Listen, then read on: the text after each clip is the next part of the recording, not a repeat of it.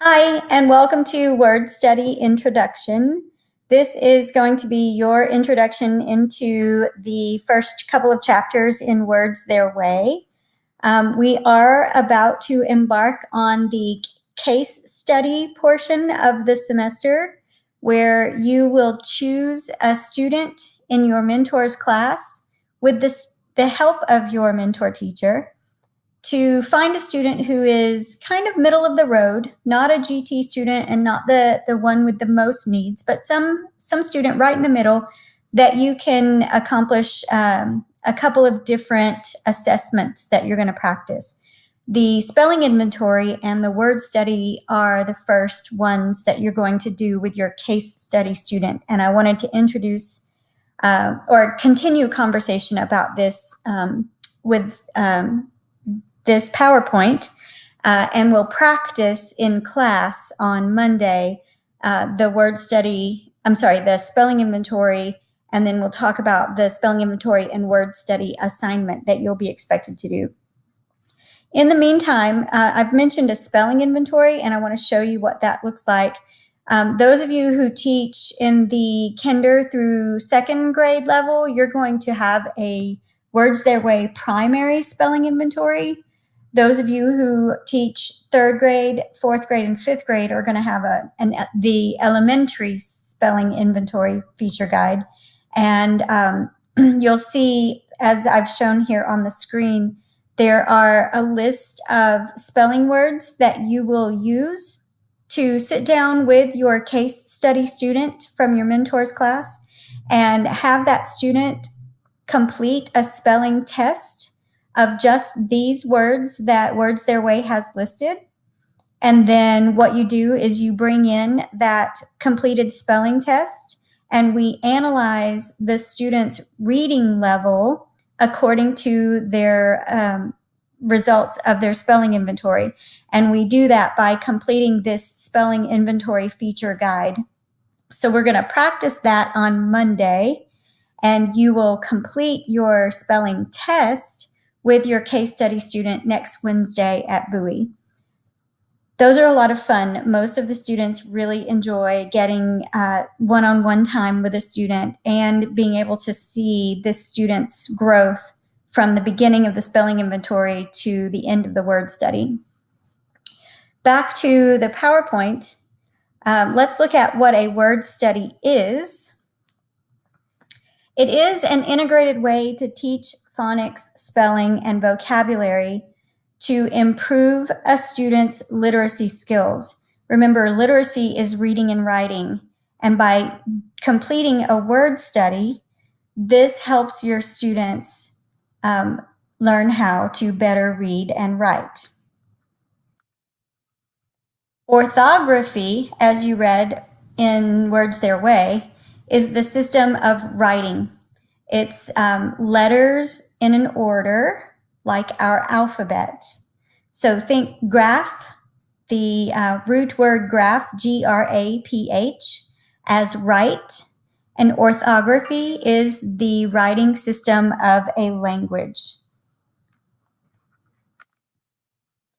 There is a significant relationship between reading and spelling.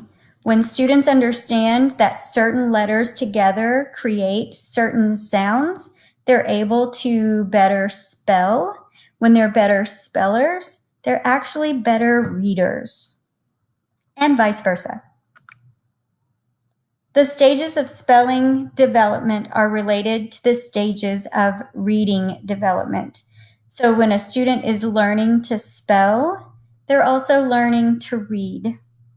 Once a student makes it to the derivational level of spelling, they're more like fifth and sixth grade level. They're able to break apart words and understand meaning based on word parts.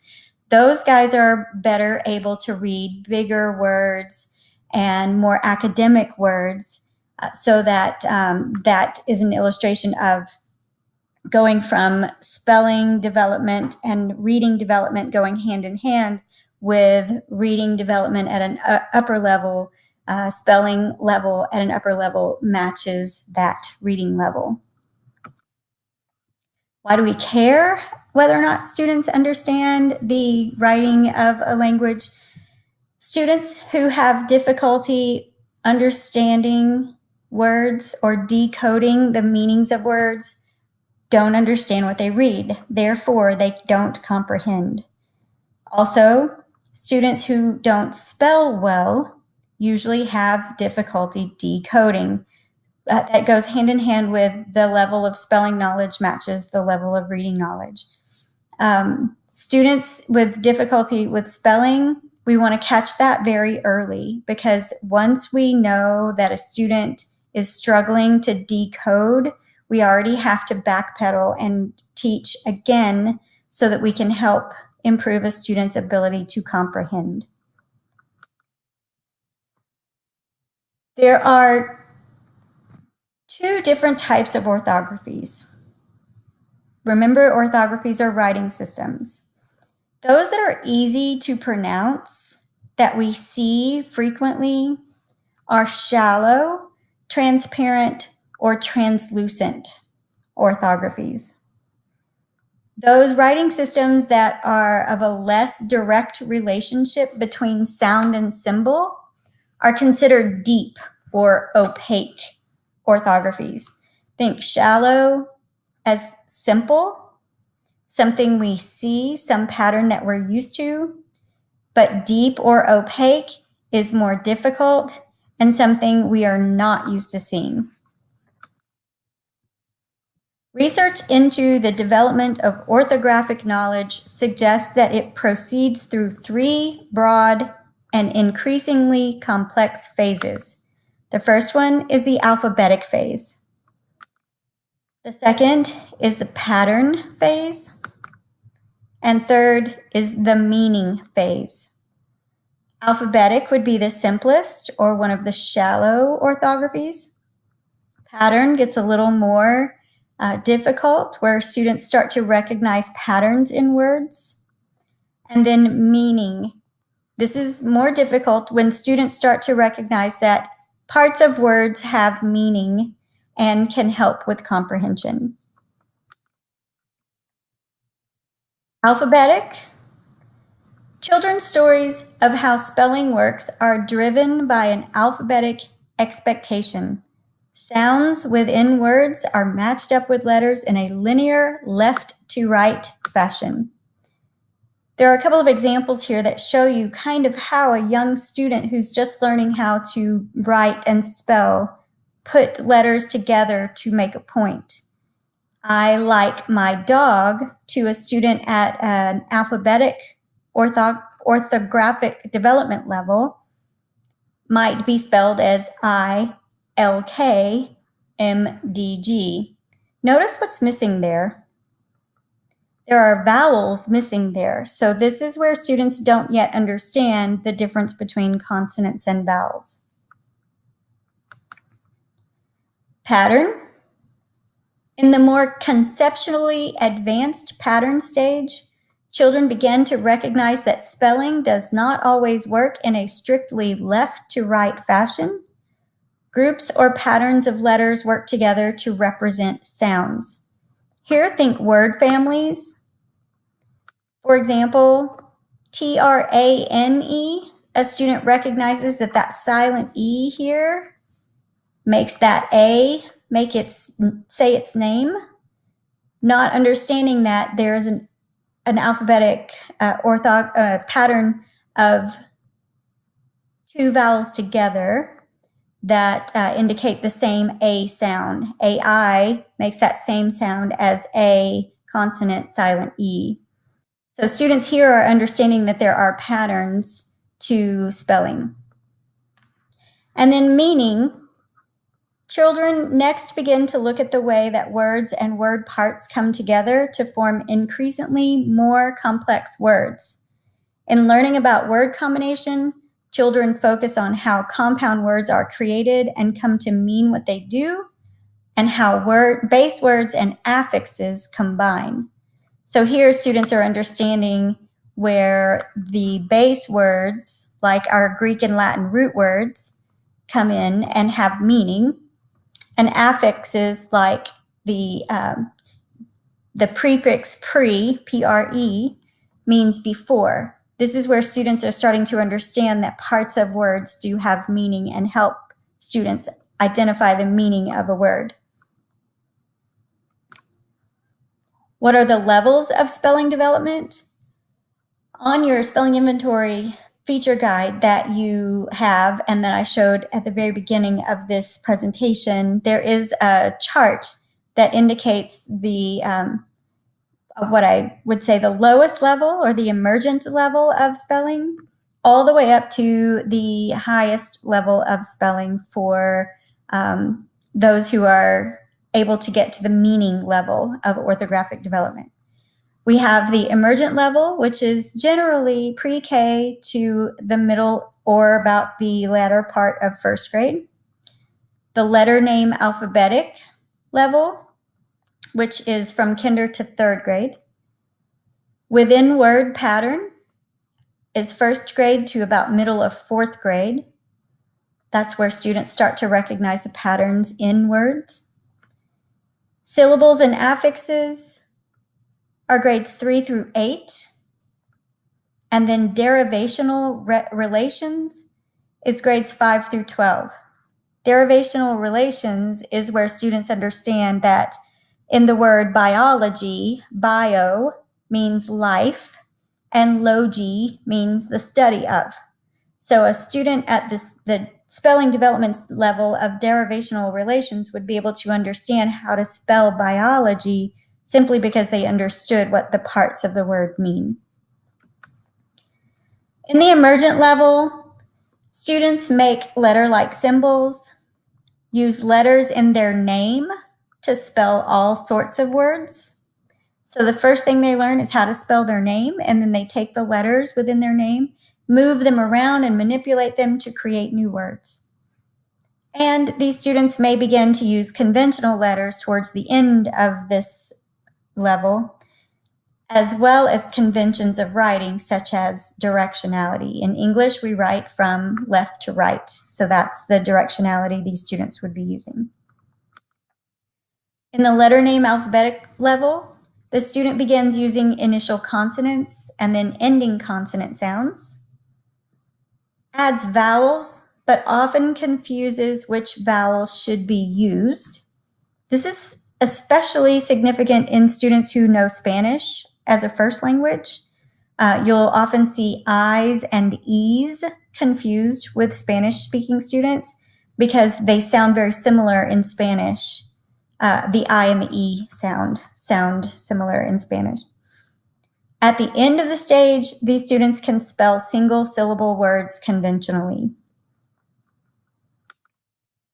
Within word level is where the patterns come within the words, and the students are starting to understand there are patterns within words that we can assume.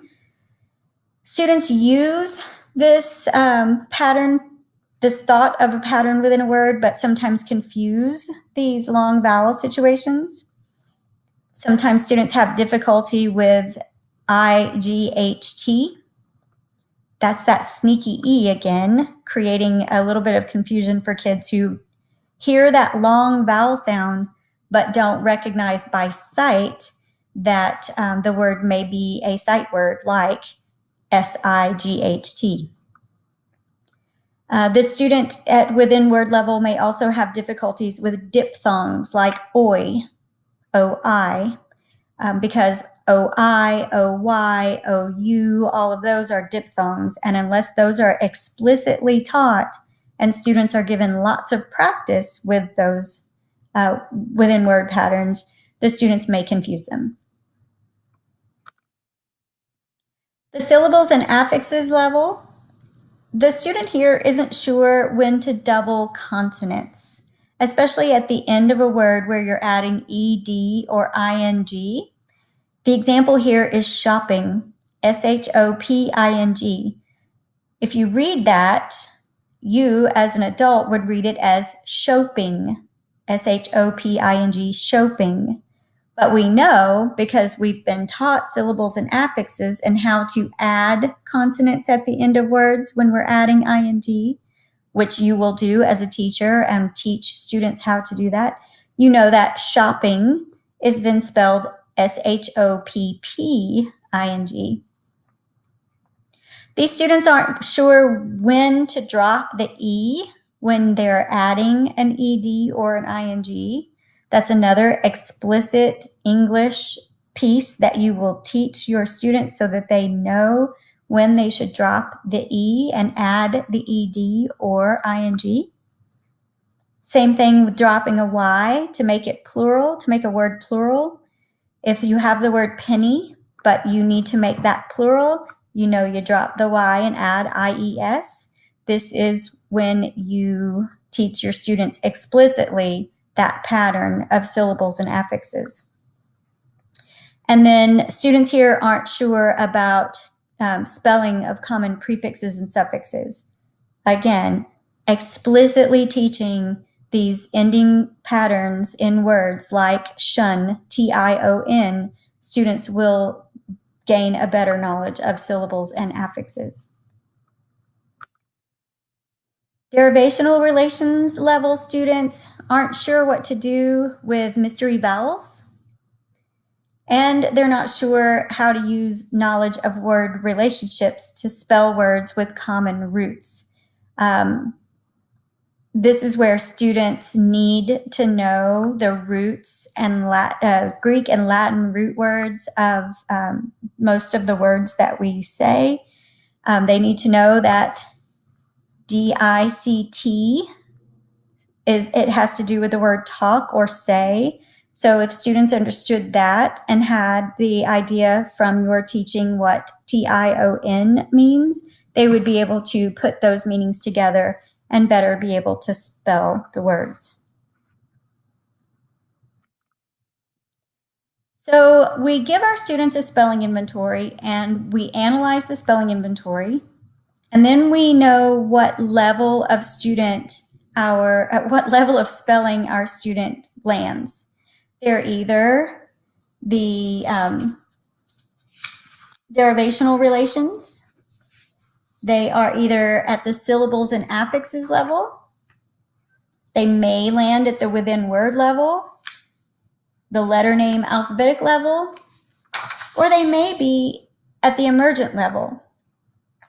But you now know after doing a spelling inventory where your student lands in the orthographic development levels. From there, we can create a word study to help our students improve on the skills that they need to improve upon so that they can move to the next level of orthographic development. So what is a word study and how can I use it in my classroom? A word study is the active process in which students categorize words and pictures in their developmental spelling level through the use of sorts. Sorts are spelling, vocabulary, and phonics activities that use categorizations to reveal essential differences and similarities among words. In sorts, students match words or pictures to specific keywords.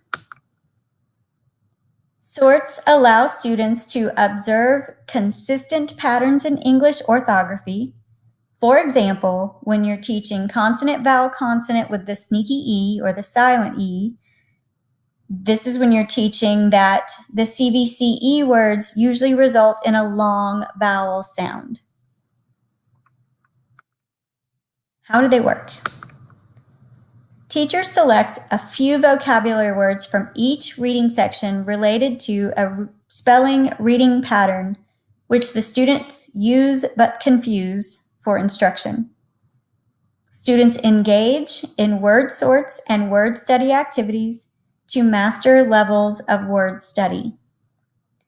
Students are continually assessed for progress through the flexible groups. Why do we do this?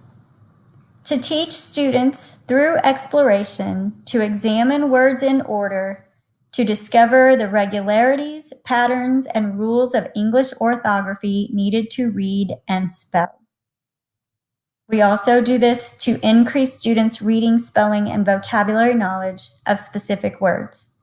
Because remember, the whole reason we teach reading is to teach students how to comprehend, and we have to build up to the level of comprehension by doing word studies from the knowledge of a spelling inventory of which you have assessed a student. You will be then able to increase students' knowledge so that they have better comprehension. What are the types of word sorts?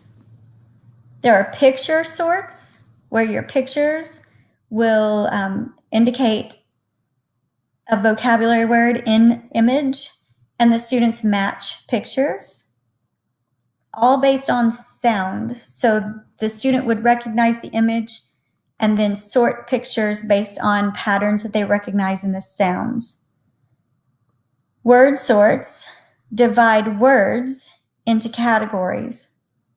For example, if you're teaching within word pattern and your student in their spelling inventory is having trouble with the AI pattern within words, you could do a word sort using words that have AI in them.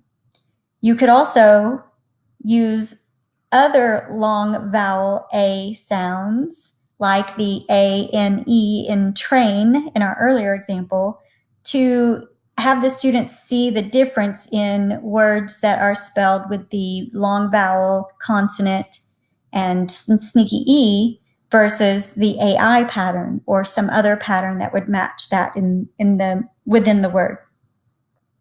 There are open sorts where the students self-define the category, closed sorts where the teacher decides which category the student will study. There are no-peek sorts to sort words according to oral keywords and categories.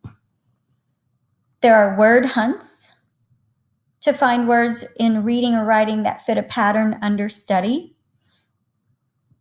Writing sorts to write words given orally under a correct keyword heading. And speed sorts to race through familiar sort as quickly as possible. You're pretty much going to do a closed sort, possibly a word hunt, but most of the interns usually complete closed sorts because you've identified what the student needs help in and you create the word sort that the student will complete. Words Their Way has a website that does offer some online word sort help. Unfortunately, it isn't the most useful website because it's difficult to access. If you have a new textbook, a new Words Their Way textbook, and it came with the access code with the textbook, you may have easier access to this website. If you are borrowing a book or renting a book, you may not have an access code. And unfortunately, normally I'm able to give out my login and password, but for whatever reason, this semester they've locked me out of it completely and I can't get in. So I'm going to introduce the Words Their Way Pearson.com PD Toolkit website to you if you can access it. Otherwise, word sorts can be completed by using other resources that you have access to.